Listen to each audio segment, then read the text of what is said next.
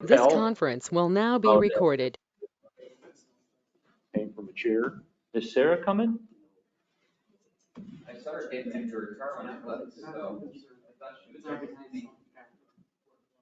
You ready to start, Brett? Yep. I got 6 o'clock. Call the meeting to order and start with the Pledge of Allegiance. Pledge allegiance to the flag of the United States of America and to the republic for which it stands, one nation, under God, indivisible, with liberty and justice for all.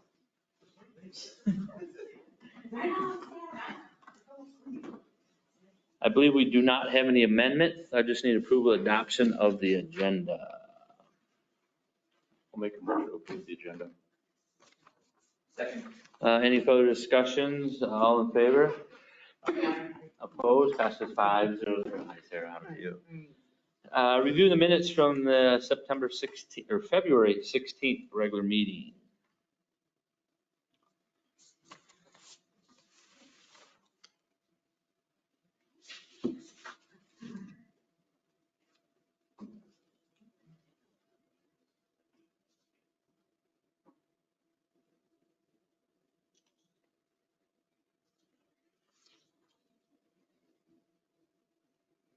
Make a motion to approve the minutes as written. I'll second that. Any further discussions? All in favor? Aye. Aye. Opposed? Passes 5-0. Accounts payable, Joan. Okay, so 78495 is from last meeting, yep. And then is the engineering for Mill Street, that's just stuff that's gonna be happening when we're working on? The engineering ones is ones that they've already worked on, Oh, bill what they've already billed us for. all right, and they're just going through. Yeah. Okay. Going through and then they split down what the engineering fees were, Mill Street, sanitary, water looping, stuff like They that. were working on, okay. And then public works, 78503 is, we're doing some work on that building? They went to the new Oh. conference. Say that again? Is the work construction on That's the new cold storage building that we've been working on. It's looking good. If you haven't By the, driven by by out the there. shop, yeah. Yeah, Perfect. go No, drive right by. now. That's a nice looking Got it. building. Got it. Okay. Then I don't see anything. I was just curious about those. How was sorry, Joan, how was the cleaning with the house cleaning people? I mean, with it being a month now. Good. They're doing good? Good, yeah. They're doing a fantastic job. Less work for you, Curtis? Curtis Custom Clean would give them his stamp of approval. Perfect. So they do a fantastic Yeah. job, and thank you for bringing that back. Yeah, it's really nice to be able to come in and things are vacuumed and we don't have to spend part of a day vacuuming and emptying garbages and cleaning bathrooms and yes, so it's. So is that 480 once a month? Is that what it was? I can't remember, yeah. Do they come, Money well once? They only spent. come once a month then? No, that's the 480 is for the whole month, but they call it once a week? They're here Wednesday evenings every week. So it's nice and clean on Thursdays for you guys. They even go as far as cleaning our microwave and our fridge. Yep. Really? Jeez. The outside, the inside the fridge? Yes. Really? First time they were here, they wiped it all down and touched it up since. Nice. Jeez. And she's still working on a machine to do our tile floors, and your vinyl floors. So those will get polished up at some point. She's been testing out different machines, small ones, to be able to do that stuff, so. Okay, then I would make a motion to approve the accounts payable. You just want to say the amount too, just for logistics. $398,230.95. Perfect. Second. Any further discussions for Joan? All in favor? Aye. Opposed? Passes 5-0. Thanks, Joan. Public comments. Individuals may address the city council about any items of concern. Speakers must state their name and limit the remarks to 5 minutes. Public comments. We'll jump to 8A, establish Fund 107 for the increased tree removal. Kim? Yep, we're anticipating a lot more tree removal costs. a lot more tree removal costs due to the Emerald Ash Borer. We're also trying to procure some grants. So a new fund, which is still under our general fund, will just be an easier way to track everything and keep it clean. I also went back over the last 10 years and saw what we budgeted and what we spent, and I netted that out. So I'm just asking for your permission to establish the new fund 107 and to put those monies in the fund. So we have a money in there. Maybe we've established it with $15,071 through this year with the hope that we would get some grant money, which we are pursuing. Otherwise, we'll just have to keep adding to it. And I'm sorry, Sarah. Also, there's also money that was set aside long ago, which was put in Fund 402 for shade tree replacement. It was put in there in 1998 and 2002, and that's about $12,000. So if we brought all that over, we're going to have about $27,071 to put in that.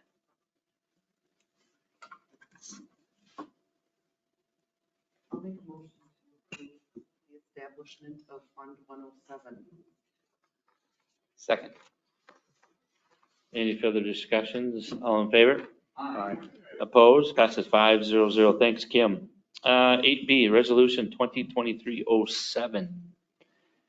Zumbrota Campground DNR Grant Resolution. Yes, we're in the middle of applying for the grant again. We had said that when we had the meetings, public meetings, that if we didn't get it, we would make some tweaks and apply again. With our CETA grant writers, they submit 2 years for us with that. So DNR had some comments last time, and we picked up those comments, made some tweaks to the plan, added some verbiage. CETA is reviewing that right now. And one of the things we need to do is pass the resolution, the same resolution as you passed last year for last year's grant application, just with updated years. We did make a few changes on the layout. We went down to 10 campsites along the existing road rather than building a new road. That could be future expansion if we decide to go that way. We also shrunk the bathhouse down from 2 fixtures in each of the men's and women's plus a shower to 1 fixture plus a shower. And the shower is a separate door. So the shower and the water closet or toilet can be used separately. That door will not be locked to the water closet when you're in the shower. And then we had to take out the water and sewer because that is not eligible for the grant. So all told, last year we applied for, we had $340,000, I think, and $170,000 was the grant request. This year it's $110,000 and we're requesting $55,000. So those were the only changes. It's still the same spot. We are going to move the bathhouse up the hill a little bit further out of the potential flood area. And there'll be an accessible 8-foot paved trail, accessible route that goes from the campers up there, and then it'll connect to our trail system as well. So the bathhouse will be available for people coming off the trail too, which is perfect because it's about halfway for me walking from my house. So yeah, just a few tweaks, asking for half of the 110,000 and need to submit that by March 31st. So resolution is part of the application. And the match requirement mentioned in here, that's the other half of that? That's the other half, yep, and that's in park board funds. They've got that earmarked for this project, and we could possibly use some ARPA dollars to for this. That was another what we had talked about as well. But yeah, the money's there for the match. It's not, we don't have to go find money for the matching part. It's all waiting, sitting there ready to go if we get the grant. Any Make a questions? motion to approve resolution 2023-07. Second. Any further discussions? We'll do a roll call. Sarah? Aye. Bob? Aye. Joan? Kevin? And I say aye. Passes 4-1-0. Thanks, Brian. Covered Bridge, 8C, Covered Bridge Restaurant Cannabinoid Application. Brian? Yes, since we got the ordinance all in place and the fee established, I brought a letter out to the Covered Bridge. They had been selling the cannabinoids before the ordinance was there, when it was legalized. No issues out there at all. They just needed to get the application in here. So they brought in the application, paid the fee, everything is in order. And just looking for approval of the first cannabinoid license in Zamrona. Can I vote on this? Should be able to, yeah, you should. Yeah, I think it should If be I was fine. on it, then I shouldn't. but- Yeah, it's not yours, so Yeah. it should be fine. I'll make a motion to approve. Second. Any further discussions? All in favor? Aye. Opposed? Passes 5-0-0. Thanks, Brian. 8D, we're kind of jumping ahead to July's meetings. I think Sarah and I and possibly Bob, that usually July, we only have one meeting because it's slow and July 4th. So we're just making a suggestion to only have one meeting, but move it to July 13th. For we only have 3 weeks in between meetings versus 4. So just looking for approval to move city council meeting July 13th, which technically would be the 2nd instead of the 1st and 3rd. So, and then we'd only have one meeting that month. I would not be available, but that's Okay. Everybody else to here then? Okay. So I just need a motion to approve the July meetings to only one meeting and move it to the 13th. Same time, same place, but just the 13th. I'll make that motion. That one, second, okay. Any further discussions? All in favor? aye. Opposed? Passes 5-0-0. Reports, Brian? Yes, the sanitary district is moving along. The bills have been introduced. And we are starting to be scheduled for meetings with the bonding committee members. Next week, March 9th, next Thursday is the League of Minnesota Cities City Day on the Hill. And we've got one meeting with a bonding committee member already set up. And they're trying to get a couple more on that day since we'll all be up there, the whole group. Wanamingo, Pine Island, Goodhue, and Zamrona will all have our representatives up there. So we'll go to that meeting. The other meetings are kind of sprinkled out between now and the middle of April so far, a couple a week. They're 15-minute meetings, and we won't all go up for every meeting. We only want 2 or 3 there. If we have to testify at the bonding committee, or if there's any testifying at committee meetings, then more than likely we'll want an elected official to go up and probably an engineer and maybe one of the administrators. So we're going to kind of split it up, right? So we're not all driving up there, 3 times a week to have a 15-minute meeting.